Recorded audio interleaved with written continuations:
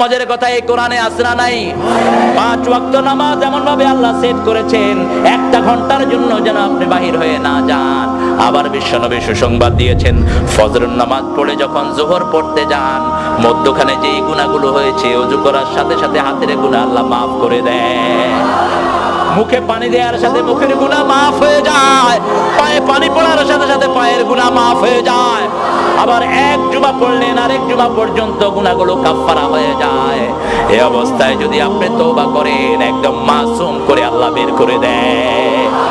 সেজন্য বিশ্বনবী বলেছেন, 5 ওয়াক্ত নামাজ হলো ওই নদীর মতো। একটা বাড়ির সামনে দিয়ে যদি একটা নদী প্রবাহিত হয়, সেই নদীতে যদি কেউ 5 বার গোসল করে, তার গায়ে কোনো ময়লা থাকবে? একবার গোসল করলেই তো ময়লা পরিষ্কার। ফজর দিলেন, ফজরের একটু পরে দিলেন যোহর, যোহরের একটু পরে আসর, আসরের একটু পরে মাগরিব, মাগরিবের পরে শাসরা নাই, এমন ভাবে সাজিয়ে দিলেন। ঘুমাইয়া কাজা করেছো ফজর, তখনও জাগুনি, যখন যোহর, হেলায় খেলায় কেটেছে আসর, মাগরিবের ওই শুনিয়া যান, এখনো জমাতে হওরে শামিল, এখনো এসাতে আছে স্থান।